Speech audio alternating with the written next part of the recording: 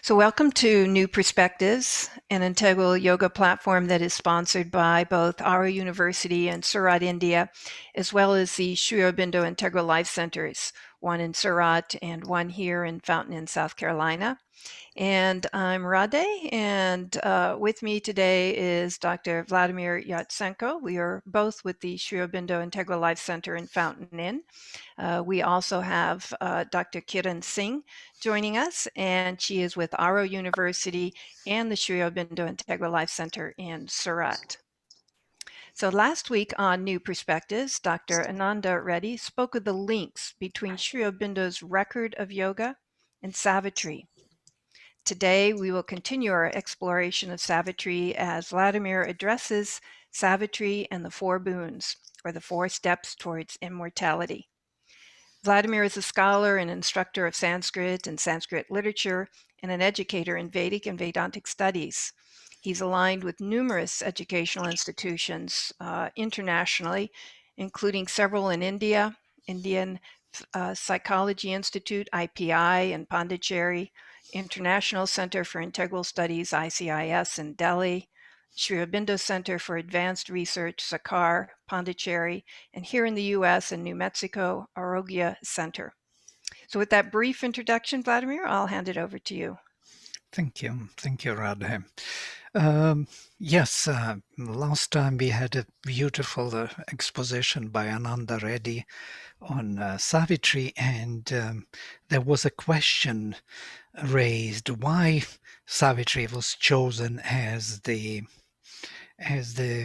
major story for Sri Aurobindo's magnum opus, because his major work is Savitri, a symbol and a legend and a symbol, as he calls it. And to answer this question, we must look into the very composition of Savitri, and especially when it was presented to Yudhishthira. It was in the time when they were in exile. It is the story from Mahabharata. And when they were in exile, they met with the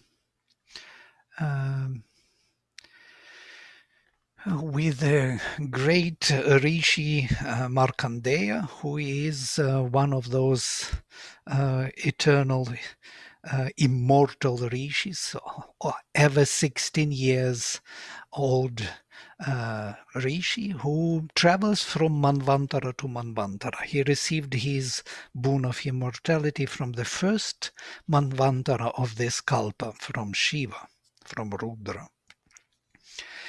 He himself represents that particular myth of immortality, and he met with Yudhishthira and 5 Pandavas. And when they met, Yudhishthira asked him to tell him about anyone in the history of mankind who suffered so much as Draupadi did.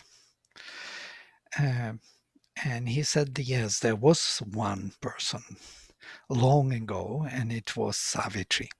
It's an ancient story. If it is an ancient story even for Markandeya, we can imagine that it is the story from the beginning of Kalpa.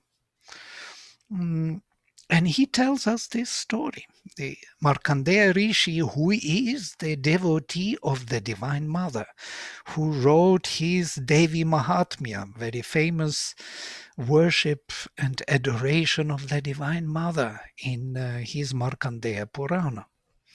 Yeah, the same mantras which Mother uses to invoke the Divine Mother. Ya Devi Sarvabhuteshu Matri Rupena Sanstita Namastasye Namastasye Namastasye Namo Namaha. These are the verses of Markandeya, from Markandeya Purana. And this rishi, immortal rishi, tells the story of Savitri to Yudhishthira and Pandavas. And this is quite a significant element of it.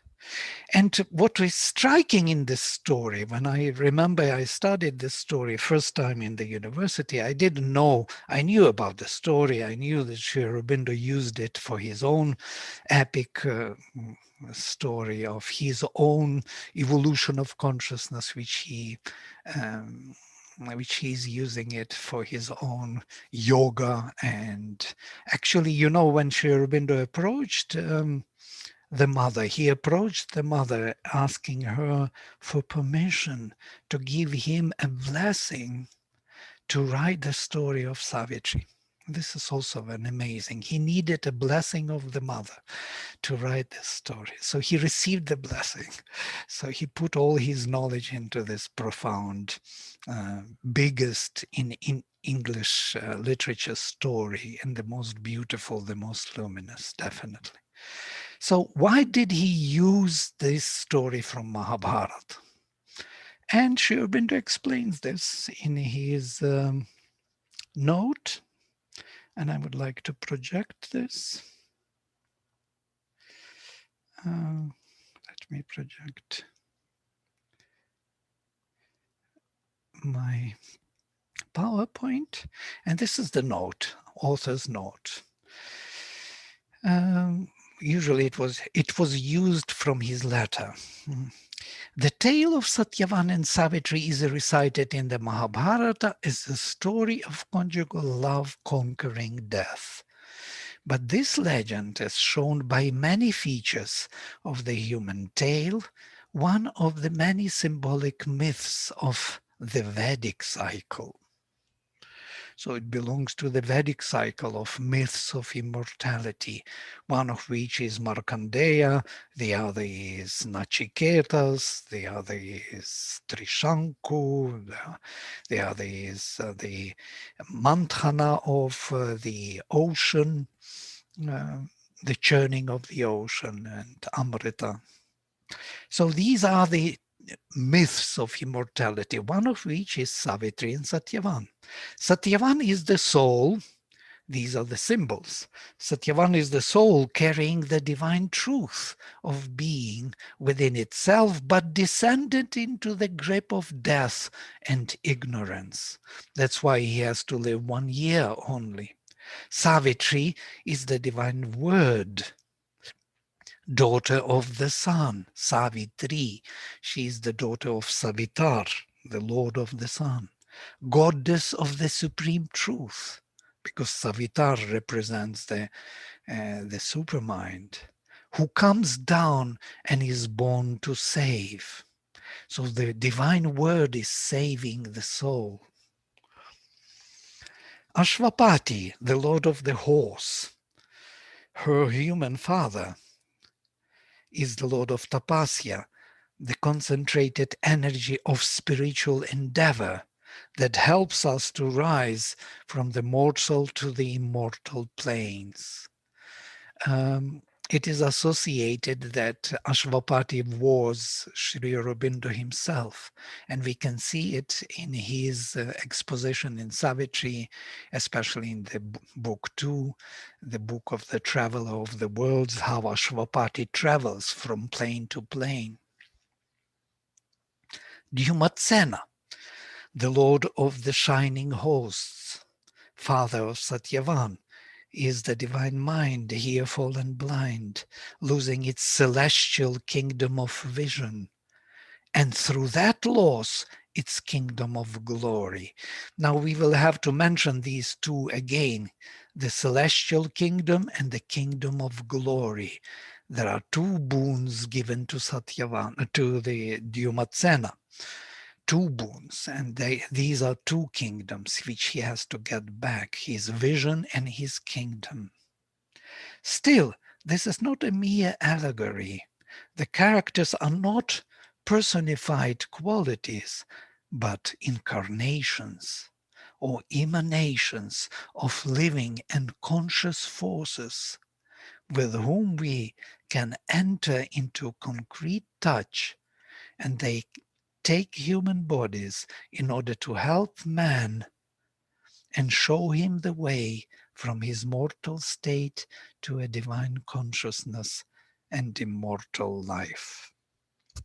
Now we have to look at these four major personalities of the story. More precisely, what they really represent. So in the whole story, as it starts in Mahabharata from King Ashwapati, who was loved by all his subjects in the kingdom, but he didn't have a progeny. He didn't have a son. And he wanted to have a progeny because how to continue his kingdom if he doesn't have a prince to continue? So he did his tapasya. That's why he's Lord of Tapasya. For 18 years, he did a severe tapasya, trying um, to get the boon from goddess Savitri. Notice, Savitri is uh, the wife of Brahman. So he was propitiating. He was trying to get her attention and to get the boon from her. So he was doing tapasya for 18 years. At the end of the 18th year, Savitri appeared in front of him and told him, ask any boon. I am very happy with your 18 years tapasya. And he said, give me 100 sons. And she said, okay, I will give you one daughter instead. Instead of 100 sons, you will receive one daughter, and you can't argue about this. Then Ashwapati was quite clever. He understood that there is something there.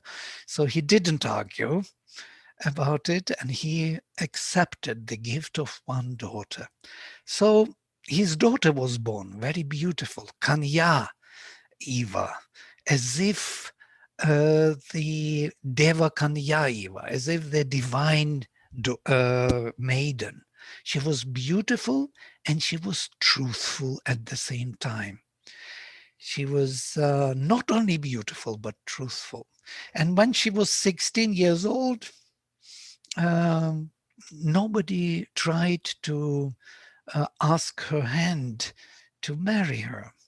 And there was a reason for it, because not only she was beautiful, too beautiful for anyone to ask to marry her, but also she was truthful, very knowledgeable.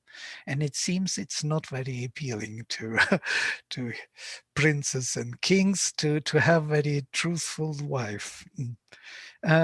So Ashvapati told her, so there is no match for you in this world. Please go and find your own mate. So she traveled all over the world in search of her mate, through many kingdoms, through many ashrams, looking for rishis, looking for kings, and couldn't find a match for herself. And in the story of Sri Aurobindo, when she decided already to go back, suddenly something stopped her and she felt attracted to the edge of the forest. And the wind was very magical. And suddenly she saw from far away a small figure approaching her, and her heart was started to beat faster and faster. And when that figure approached, she saw him, and it was Satyavan.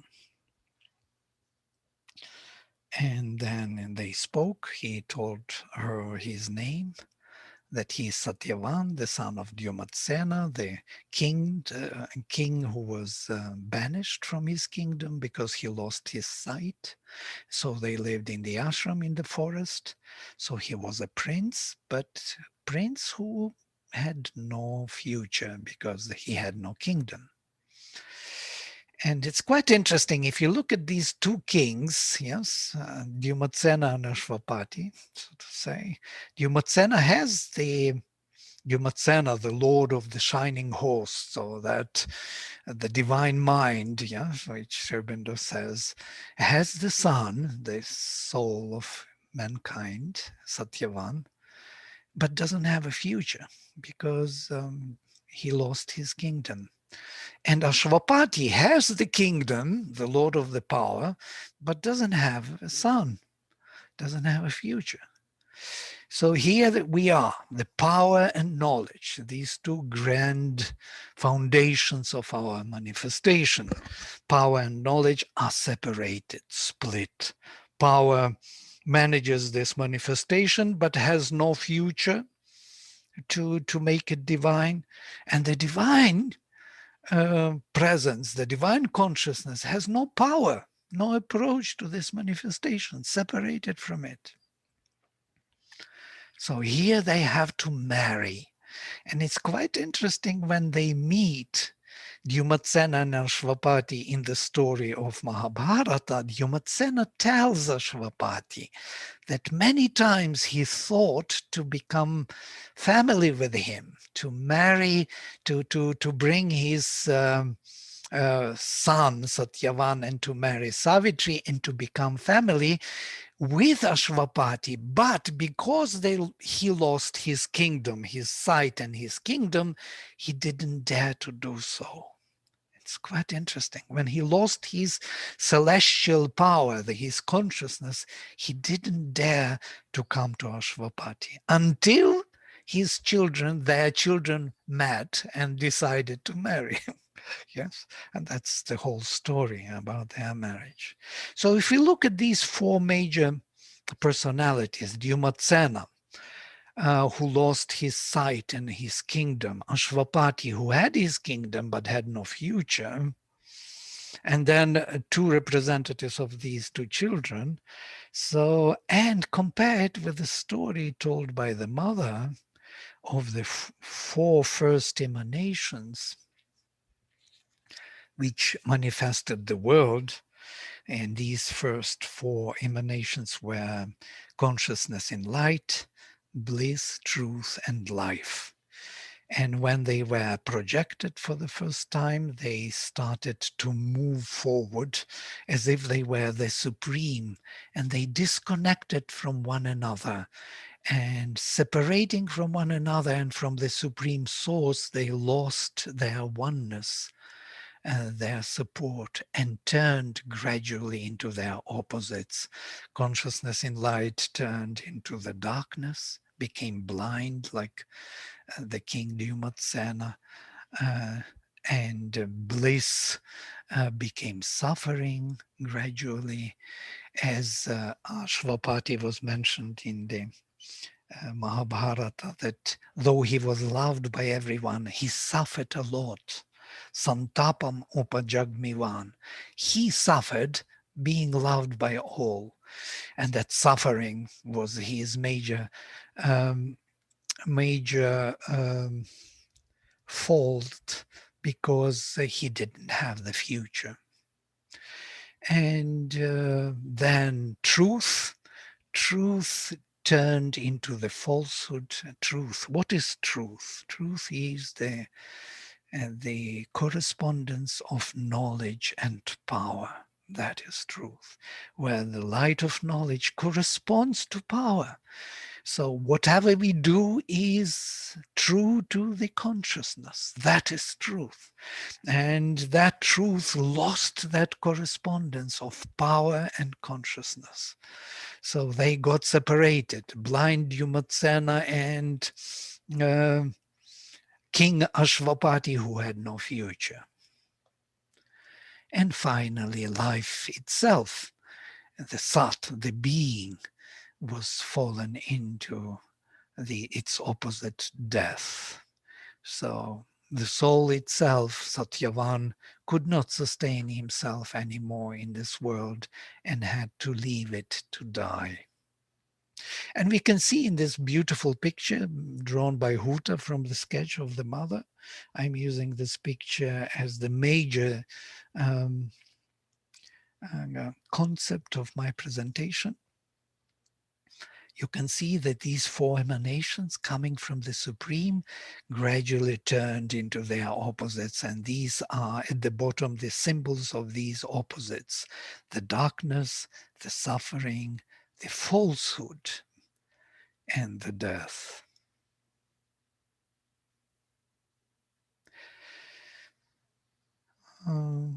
If we look at their order of their fall, it's also very interesting, because the order of their fall will be also the order of their recovery.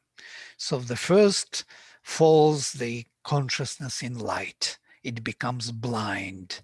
Once it becomes blind, darkness, it pulls this ananda, in the bliss, into the suffering. That means that the power which represents the being is no more illumined by the consciousness of that being. It loses that knowledge of that infinite being. And power applied without the knowledge of the infinite being becomes suffering. It was a bliss, and now it becomes suffering. And it pulls Vijnana, that proper correspondence between knowledge and power. And as Sri Aurobindo describes supermind, the major feature of the supermind is a total correspondence of the light of consciousness and power. Whatever is envisioned in consciousness is immediately realized in power on the level of the supermind. They got separated, and the truth itself falls into total falsehood, where the power does not correspond to the light of consciousness. And finally, these inbuilt, intrinsic powers of the divine being, of life, pull life itself, which is immortal and infinite, into its opposite, into death. And for the first time, the being could die. But interestingly, that all of them, they pull that one by one. They pull the whole being into its opposite, into the life, into death. That's very important, the order. The order is important because that will be the order of the recovery also, of the boons which Savitri will receive. So as you remember in the story, when they met and Savitri recognized that Satyavan is her husband, she comes back to Ashwapati home to declare that she found her mate. And there is Narad there who says that she made a mistake because Satyavan must die within 1 year. So she should choose another mate for herself, but she says she cannot choose another one once her heart has chosen. So she moves into the ashram, into the forest, and she lives there with Satyavan and his family. Nobody knows about this, that Satyavan will die within 1 year. Only she knows. Neither Satyavan nor his parents know about it. So, and after 1 year, she gathers all her force and she goes with him into the forest to fetch the woods. And then she meets Yama. Yama comes to fetch the soul of Satyavan. And in that dialogue of love and death, as Sri Aurobindo describes this dialogue in his Savitri, they dispute love and death. They dispute how to proceed with Satyavan.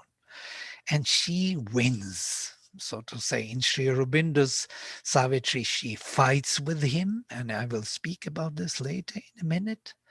In Savitri, in the story of Mahabharata, she argues with him. She tells him about dharma. And he's so impressed about her knowledge that he gives her boon after boon. And there are 4 boons. Actually, there are 5 boons. Actually, there are 6 boons, but we classify them as 4 boons. And I will explain why, because there are 4 major personalities.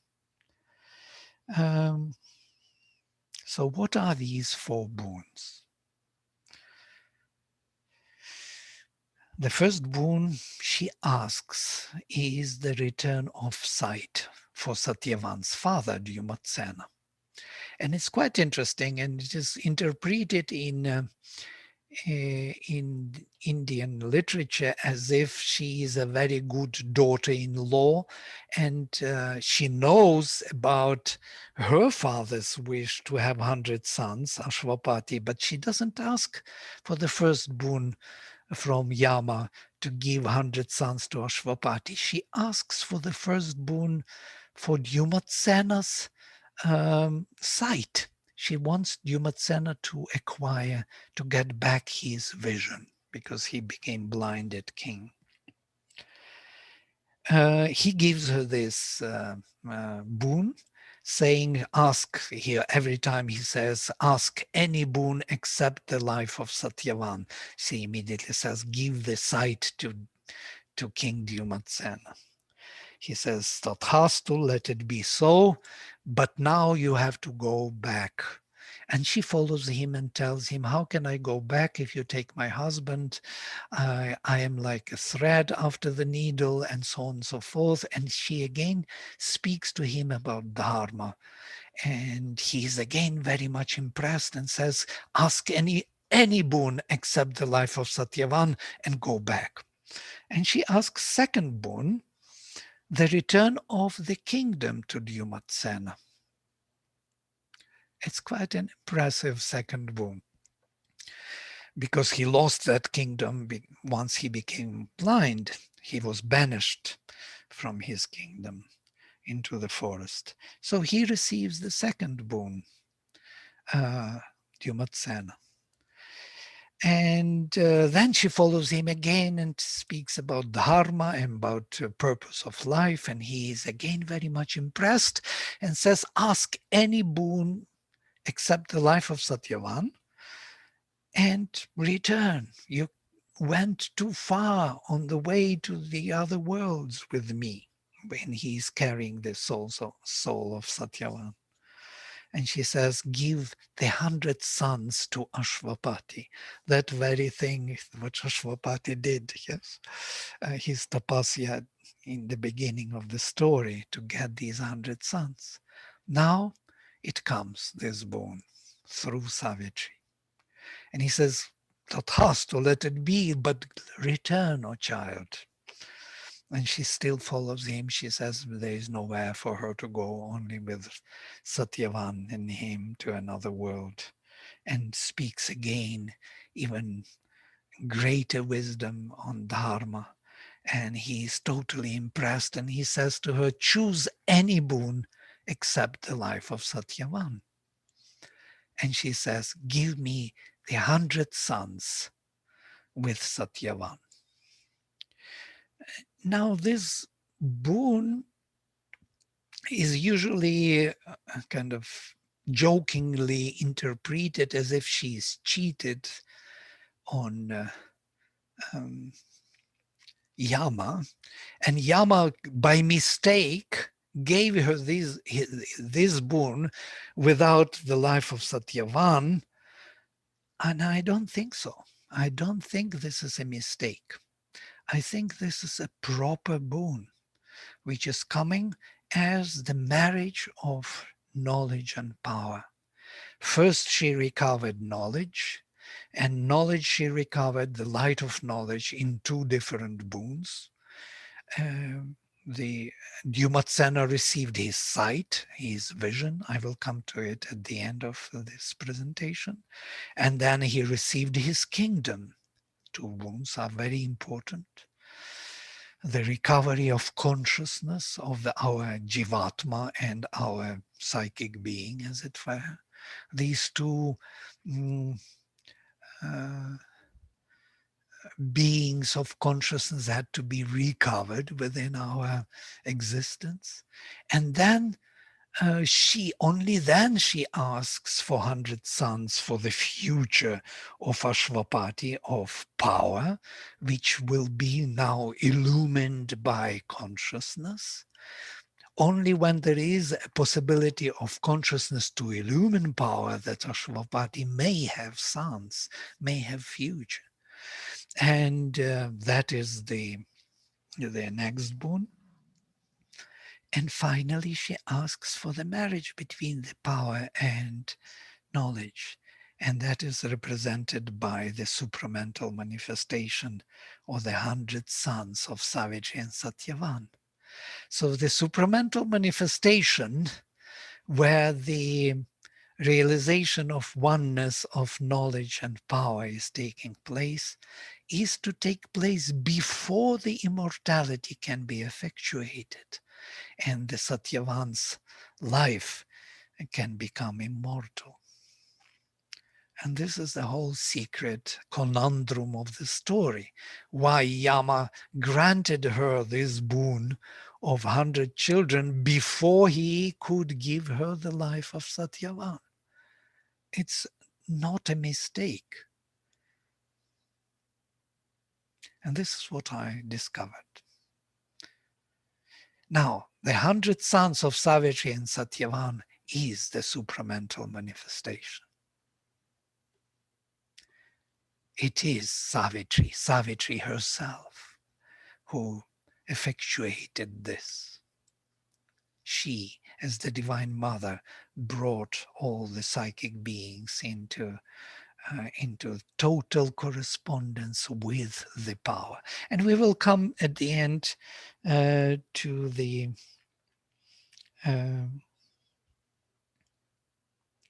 to these four boons which she receives in Sri Aurobindo Savitri and read about them in his Savitri, and you will see for yourself. So here they are, symbolisms of four boons. Return of sight of kingdom of Dyumatsena. The Lord of Knowledge could be seen as a symbol of return of consciousness in light. The conversion of the first fallen emanation, from which all that fall started. Now the recovery starts from his recovery from the darkness to light. And not only sight, but his kingdom, which is very important. And we will see it, how Sri Aurobindo presents this in his Savitri, in this boon, when Savitri receives boon from the Lord. The 100 sons of Ashwapati was the recovery of the bliss, because the bliss is the correspondence of the power and the knowledge. The bliss is the Ananda Loka, which is an emanation of Sat Chit. It is built on the Chit Tapas correspondence. And in Puranas, it is called also Janarloka, the world, the vast world, Maharloka or Janarloka, the world of genesis, of generation, of procreation. Everything is generated from the bliss. If you remember from Taittiriya, Ananda Dhyeva Kalvimani Bhutani Jayanti. It is from the Ananda that all these beings are being born. Anandena Jatani Jivanti. By Ananda they all live. Anandam Prayanti Abhisam Vishanti. And into Ananda they go after death. Ananda is the foundation of all this world. So the recovery of that is a total correspondence between the power and the knowledge, where the being can be illumined by consciousness. The 100 sons of Savitri and Satyavan is that correspondence projected into manifestation, supramental manifestation. Might be a symbol of conversion of the falsehood into the truth.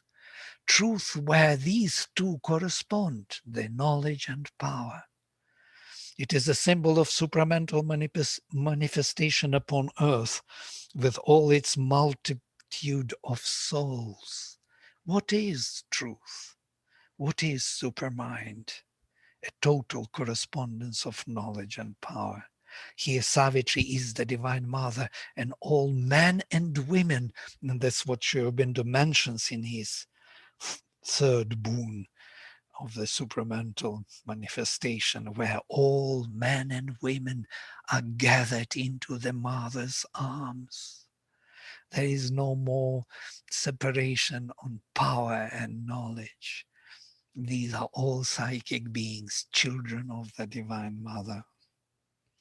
And finally, this effectuates the last boon, which she receives from Yama in Savitri in Mahabharata as the last impression he received from Savitri, and says, receive any boon without mentioning except the life of Satyavan. And she immediately says, the life of Satyavan. I want the life of Satyavan. And it was not by mistake that he doesn't mention it, because all the foundation was already prepared from the previous boons. These are 4 steps towards immortality.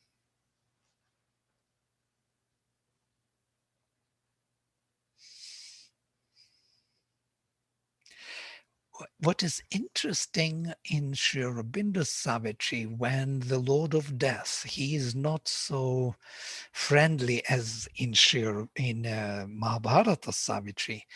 He recognizes that behind Savitri there is a Divine Mother, and he tells her, look, let me look into your eyes that I may see her eyes within your eyes. It's quite interesting. But he doesn't want to give up, and he tells her that this world is not made by knowledge, though you have knowledge, but by power. Do you have a real power?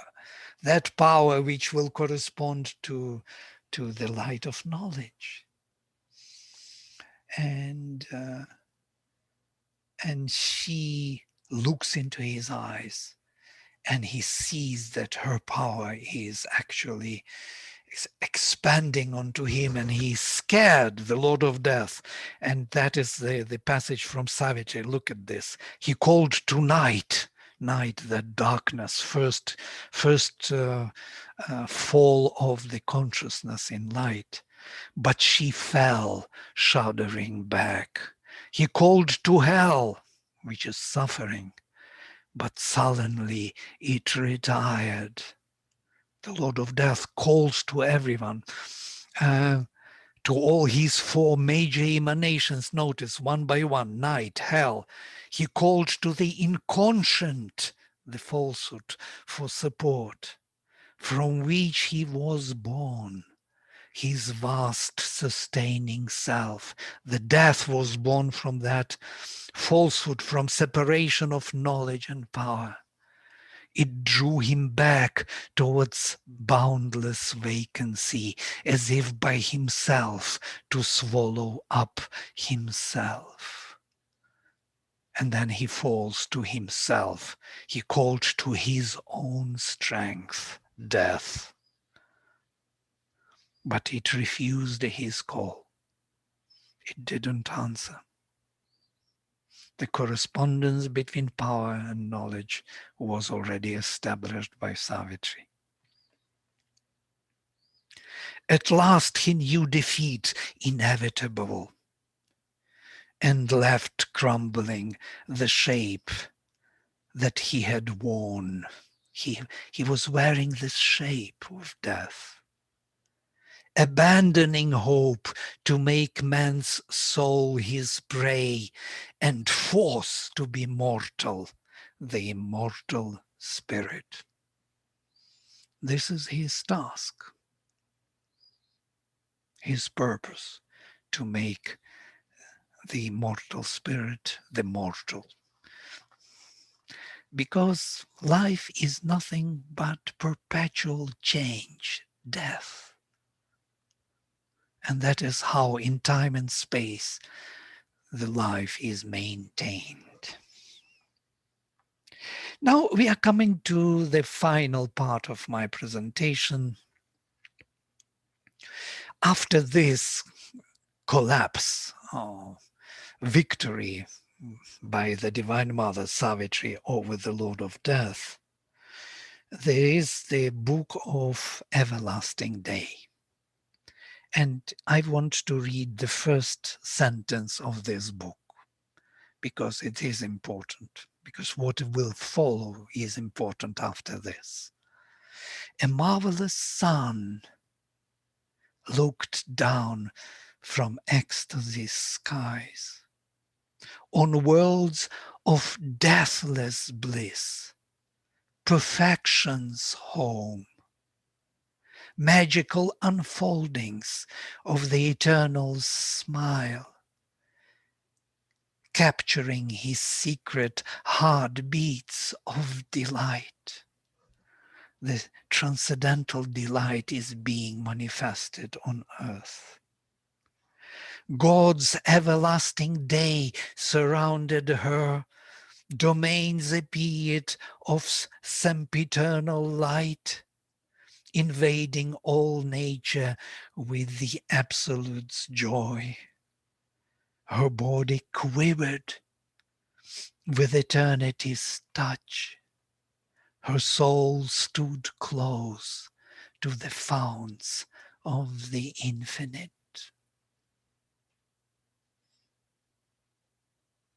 Now she will be receiving the 4 boons from the Lord, one by one. Boon number 1. And what is interesting in this passage is that the Lord speaks first, and Savitri answers to him with her request. It is as if he is offering her boon first, and she is accepting it in her way. Now he says to her, choose, spirit. This is the voice of the Lord speaking to Savitri. Thy supreme choice not given again. For now, from my highest being, looks at thee, the nameless, formless peace, where all things rest.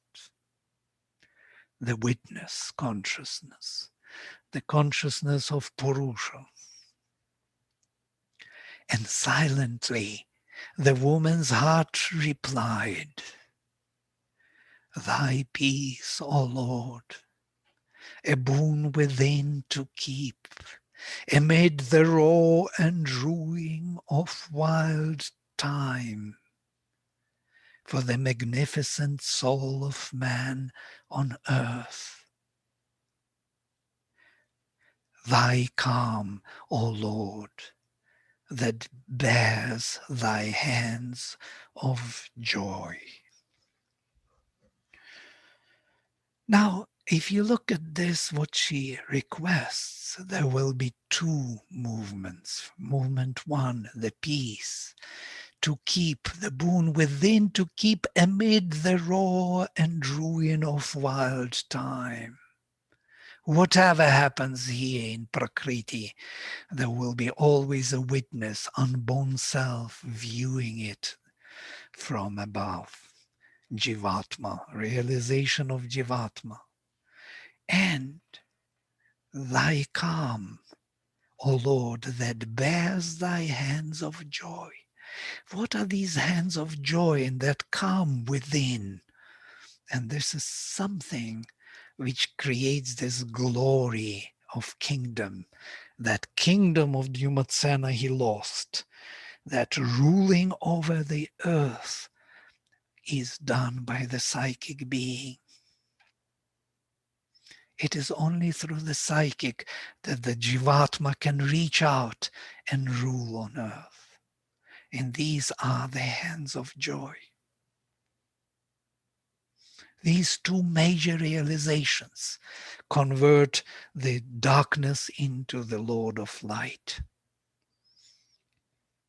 The Jivatma, the realization of unborn self, and inborn self, Antaratman, the psychic being coming forth together as one. Boon 2. The second time the eternal cry arose.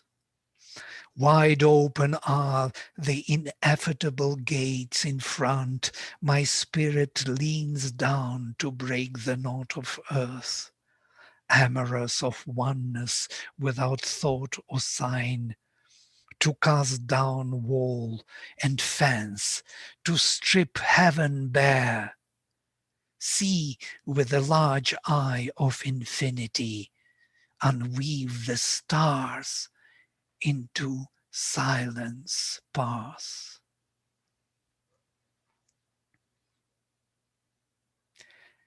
In an immense and world-destroying pause, she heard a million creatures cry to her. This is very important. Million creatures cry to her. Through the tremendous stillness of her thoughts, immeasurably the woman's nature spoke. Thy oneness, Lord, in many approaching hearts, my sweet infinity of thy numberless souls. This is what we know from Sri Aurobindo as spiritual realization of oneness. To see oneself in all beings and all beings in oneself. That's why million creatures cry to her, because the whole manifestation wants to realize the oneness. So if the first was the realization, the psychic transformation, the second boon is the spiritual transformation.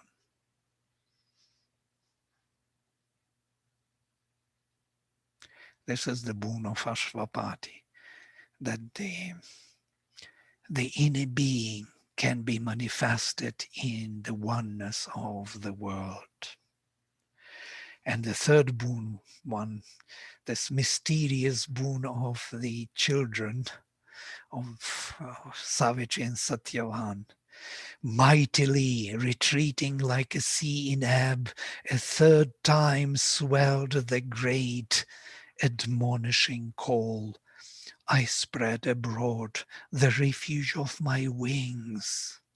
Out of its incommunicable deeps, my power looks forth of mightiest splendor.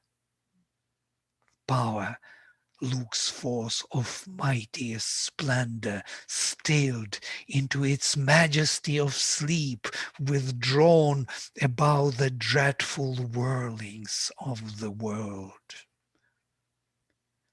The projection of this oneness of the knowledge and power is made by spreading abroad the refuge of my wings into manifestation.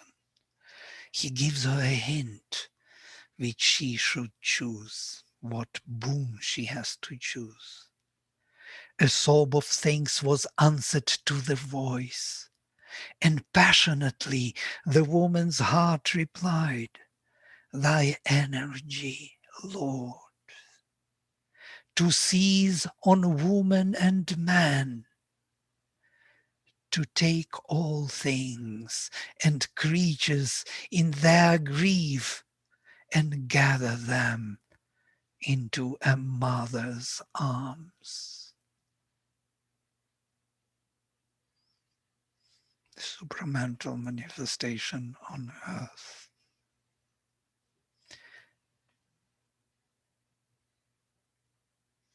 The power enlightened by knowledge takes charge of every creature and of everything here on earth in this manifestation. This is the work of Savitri. And finally, the fourth boon, solemn and distant, like a seraph's lyre, a last great time, the warning sound was heard. I opened the wide eye of solitude to uncover the voiceless rapture of my bliss, where in a pure and exquisite hush it lies, motionless in its slumber of ecstasy, resting from the sweet madness of the dance, out of whose beat the throb of hearts was born.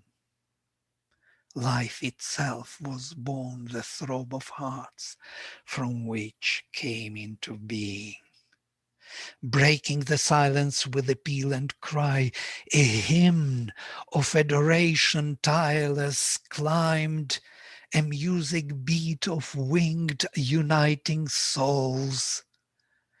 Then all the woman yawningly replied, all the woman yawningly replied, thy embrace, which rends the living knot of pain, thy joy, O Lord, in which all creatures breathe, thy magic flowing waters of deep love, thy sweetness give to me for earth and man.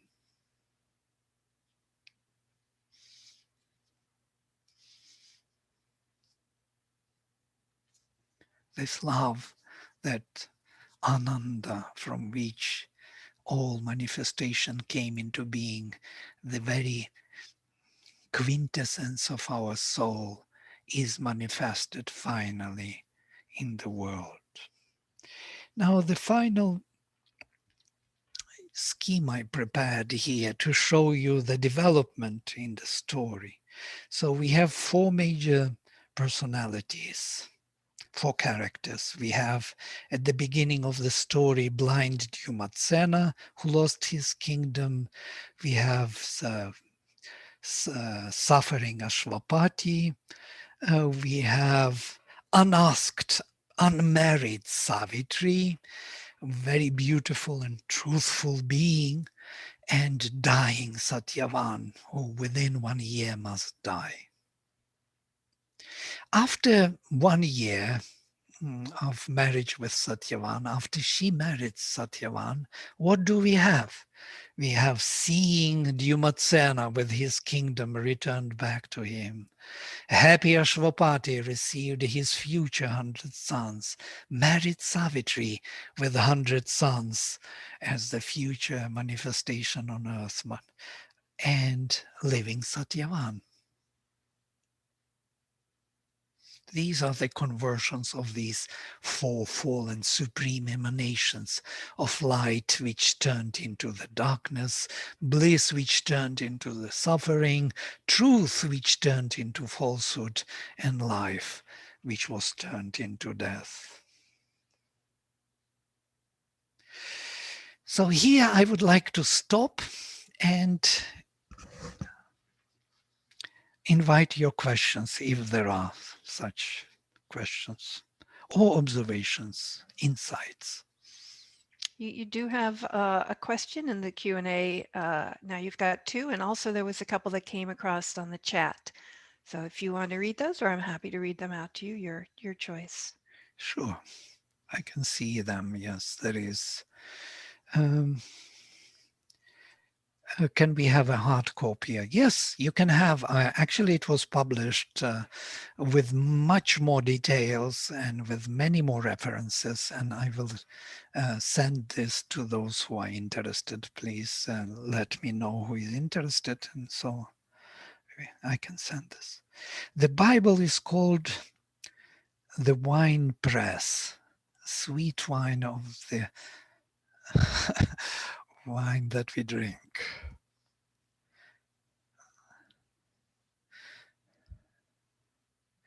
Yes, it's always called the drink. The drink is the is Savitri in that tradition of the sweet drink, yes? I think Savitri belongs to the much earlier cycle. It belongs to the to the to the archetypes of our thinking. I think we all recognize that the recovery or the to reach to the immortality, we have to immortalize, first of all, our soul embodied here, so to say. We have to recover the immortal soul. Then we have um, to enlighten the power with that light of the soul. That is the second boon. Then we have to make them equal and effective. The power of life have to become effective on earth by the consciousness we embody, and then we can become immortals. This is the answer of these 4 stages or 4 steps towards immortality. And wow, you've got 3 or 4 in the chat. Let me just go back to the very first, and we'll just kind of take them in order. First one, if time permits, please explain how the boons correlated to the psychic realization and spiritual realization. You explained, but I did not understand clearly. Well, the psychic realization is the first boon, as it were, that the recovery of the kingdom of Dyumatsena. Dyumatsena is the Lord of the divine mind, yes, or the consciousness in light, or the witness Purusha, which has to have his kingdom. And once the witness is there, he doesn't have his kingdom yet. He needs to extend his hands of joy, as it were, from within. That is the psychic being which is possessing this world on his behalf as his projection, because psychic being is the projection of the unborn self, of Jivatman. And these two come together as 2 boons in Savitri, one after the other. And this is the recovery of the sight of Dyumatsena, and finally the recovery of his kingdom. Kingdom means that it is embodied here on earth. It's not only in heaven. It's not only from heaven viewing the earth, like the witness consciousness of Purusha. It is involved. It is reaching out. It is managing the earth in the light of that Purusha. And that is the first boon. Yeah? And the recovery of what Ashwapati wanted, as it is connected to the spiritual transformation, to see oneself in all beings and one being in all the selves. It is something what Sri Aurobindo had in Alipur jail, where he saw the divine present in everything and everyone. He saw it not only in those inmates in jail, but also he saw it in things. He saw it in the bars of his cell. The bars of his self were the protectors of him. He saw the tree which was giving the shade against the sun, as it was Narayana, Krishna, who was holding the shade over him, taking care of him. He saw the presence of the divine in every phenomenon of power and form. And this is the spiritual transformation, where the being, the power, is charged with luminosity of consciousness. I hope it answers your question to a certain extent. And I see Kiran Singh, you have a question in the chat. Do you want to just unmute and ask Vladimir?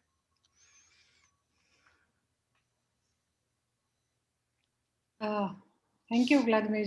It is excellent, explanation. But still, I have a question like why Savitri is called divine word, and how will you justify life of Satyavan? What does it symbolize actually? Because in this mortal world, to again to have life is very, very logical mind does not, believe in. Yes, she is the logical mind, yes. Our blind mind of demons have fallen, yes, of course. It wants to have a light of consciousness and be illumined. I understand that very well. We are following Sri Aurobindo's insight. We are following his intuition, his vision, his knowledge. And she, Savitri, with long R and long E, she is that in the Indian tradition, it's also known as Gayatri, yes, the Gayatri or Savitri, the same way. There was, by the way, Savitri, the divine Rishika.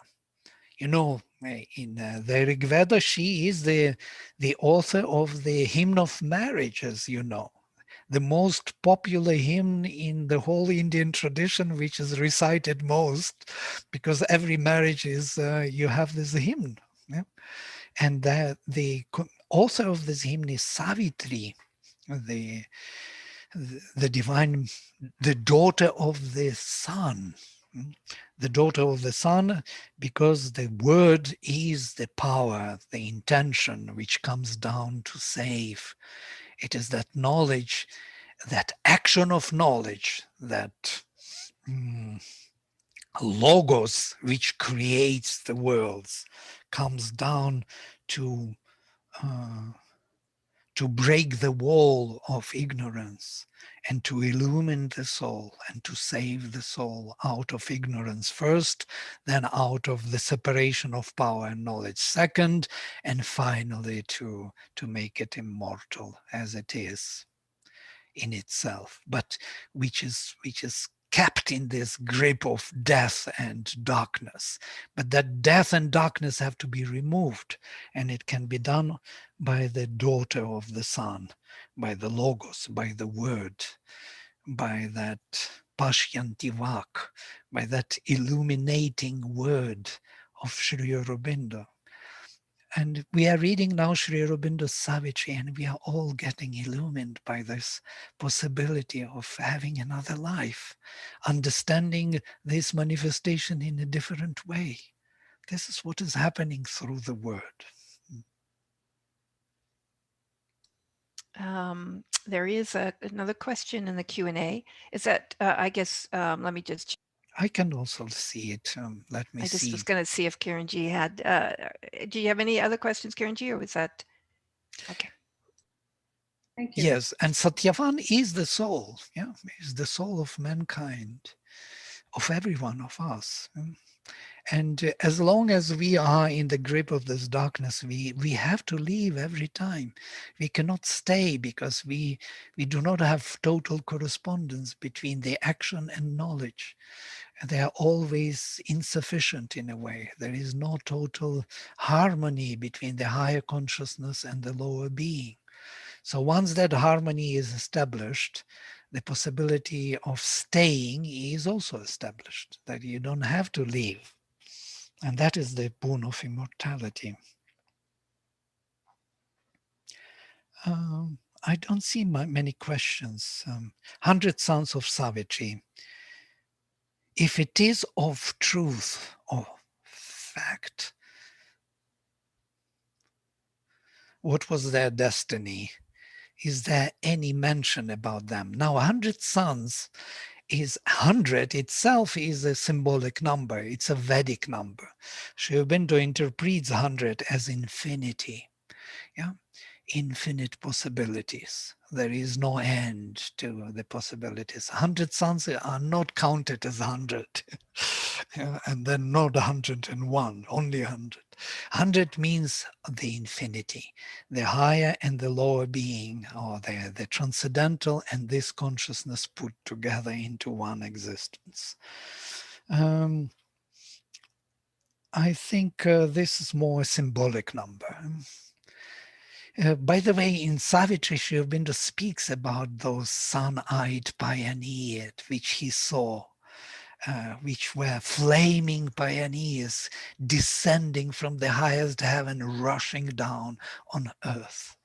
This is, I think that is those 100 sons of Savitri and Satyavan. Okay, and there's one more question in the chat box. Could you explain the language of the boons in Savitri as how they relate to the 4 boons granted by Yama? Perhaps this session may be too short, but it would be very helpful to have a line-by-line reading and explanation. That I latter part actually, may not be possible, but I actually tried to do that, that very thing, but you're asking. Most probably I failed. But I think you have to do it yourself. It requires really contemplation, not explanation. It needs kind of a discovery within yourself of that correspondence. If you can do it, you will see that every time you will discover something more and more, something new about this marvelous creation. It's very, very productive, this way of contemplating on these 4 boons and trying to understand how they correspond and why they are there and what do they do to us and to our living here on earth. good, thank you. Well, I think that is all the questions we've got. We really thank all our attendees. We see some wonderful comments here, Vladimir, and feedback on how much they have enjoyed your talk and your sharing. And certainly from my side, it's been very, very, and not only insightful, and you sharing your discoveries, but also your reading of Savitri passages were very heartfelt. And really, really warm and touching. So we really, really appreciate it all. And in conclusion, I just wanted to mention a couple things. One, we've had several requests for Vladimir's PowerPoint. So everyone that has registered and as well attended will be receiving that in the next 24 or 36 hours. As well, you've asked whether this will be available on our website, www.lagrassecenter.com, and the answer is yes. Every new perspectives is recorded and within a day or day and a half posted. So please look out for it if you'd like, and I'll also be sending the link when I send out the PowerPoint. And then lastly, we want to make just a very special announcement. Next Saturday, May 8th, we begin a new series, which is called Discovering Sri Aurobindo. And it's in dedication to Sri Aurobindo's upcoming 150th birth anniversary next summer on August 15th, 2022. And the idea of discovering Sri Aurobindo is really to come closer to his vast heritage and to understand his contribution to the future development of humanity in all fields, whether that be social sciences, philosophy, psychology, linguistics, poetry. And our very first event next Saturday will feature the influence of Sri Aurobindo on literary contribution to overhead poetry, art, and drama. So we hope you will all join us. We've got 250, 275 people registered already. If you have not registered, again, you will be receiving an email that will spell out how to register. And we really hope that you all can join us, and there's absolutely no cost to next Saturday's event or any in this series that's being offered by the Sri Aurobindo Integral Life Centers and Aro University. So again, we thank you so very much, Vladimir, for such a wonderful sharing and insights, and all of you for joining us today, and Kiranji and HP also for joining us. Thank you all very much. Namaste.